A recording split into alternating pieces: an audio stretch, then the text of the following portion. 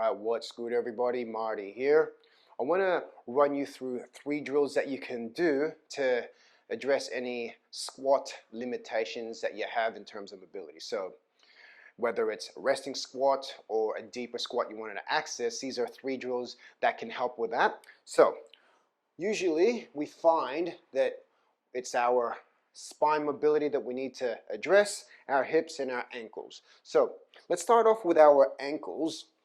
From here, we'll start with the right leg in front. Now, to be able to access a deep squat, it'll help that if we can bring our knee past our toe, giving us a little bit more ankle mobility to compensate for our hips to come down. You'll notice it's also our hips that need the mobility. Let's start with our ankles here. So I'm going to start with my right leg out in front. From here, you want to bring your knee as far as you can past your toe without your heel coming off.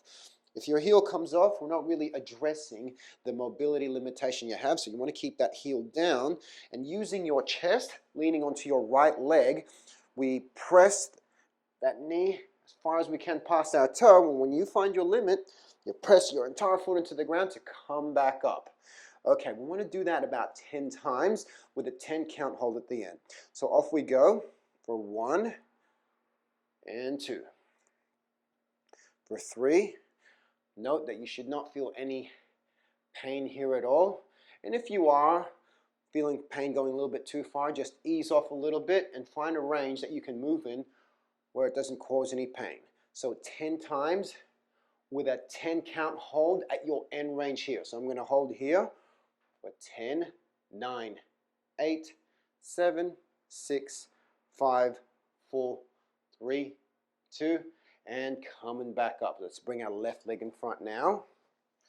Same thing here. We keep that heel glued to the ground as we place some weight onto our left leg. Lean forward, letting that knee go a little bit past your toe. 10 times for 1, for 2, 3, for 4, 5, 6, 7, 8, for 9, holding here for a 10 count, for a 10, 9, 8, 7, 6, 5, 4, 3, 2, slowly coming off. All right, let's go address our hips. We'll start with the right leg in front. So I'm going to face you slightly on an angle here. Keep that tail tucked on the left side. So have this tuck here in your tail, keep your chest up, have our left arm up and reach over to the right as we lean forward slightly. You should really feel that in the left side of your hip flexors. We want to hold that for about 30 seconds. So off we go. Left arm up, tail tucked on the left side. Lean forward, and if you can, lean over to the right. 30 seconds here. Slow, deep breaths. Same thing. Just move into a range that feels good to you and that challenges you without causing any pain at all. Keep that glute squeezed, tail tucked. 10 seconds left.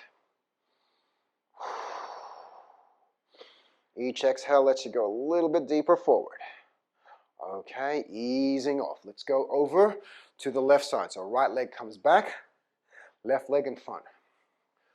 Right hip tucked, right glute squeezed, right arm reaches up, leaning over to the left, and then lean forward. About 30 seconds here, but very important to breathe as well.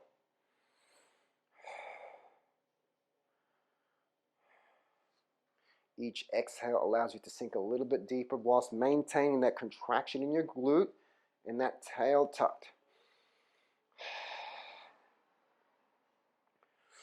Okay, got 5, 4, 3, 2, and 1. Slowly coming back. All right. Okay, so let's address our spine mobility. So we want to be able to access flexion and extension here to be able to adapt to load, and we're not compensating in other areas of our body, which later down the track can cause some injuries or just like tight niggling pain. So let's get onto all fours, shoulders over your wrist, hips over your knees. Let's go for some spine articulations here. So we're going to move 3 parts. one at a time. So we're not going to move it all at once. We've got to break it down. So we're going to start with our chin to our chest. We then round out our upper back, finding that end range, and then we tuck our tail. One at a time, we go into extension. So we're going to go chin off your chest, drop in your chest, and then extension in the tail. So we want to do that about 3 times, nice and slow. So here we go to flexion. We tuck our chin to our chest, round out your upper back, tuck in the tail. Chin comes off your chest, pull those shoulder blades back towards each other, tension in the tail, chin to chest. Round out your upper back, tuck in the tail, and extension.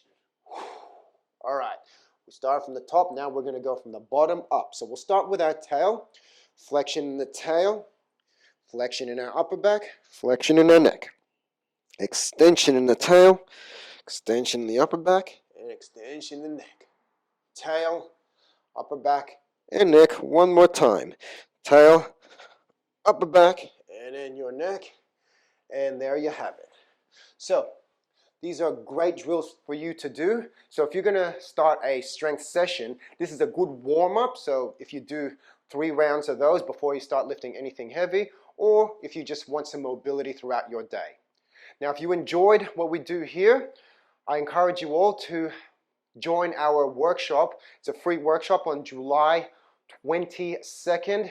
It starts at 9 a.m. Australian Eastern Standard Time. We're going to do similar movements to these to address any mobility limitations you may have that will help you get back into a strength practice. Now, so common that we found that when people get back into going to the gym or working out, a lot of the times they don't address those mobility limitations. They just get straight into it, straight into their strength work without fixing those mobility first. So I encourage you to join. Hope to see you there. I'll put a link in the description below if you would like to join us then. Thanks again, everyone. Have a great day. See you later.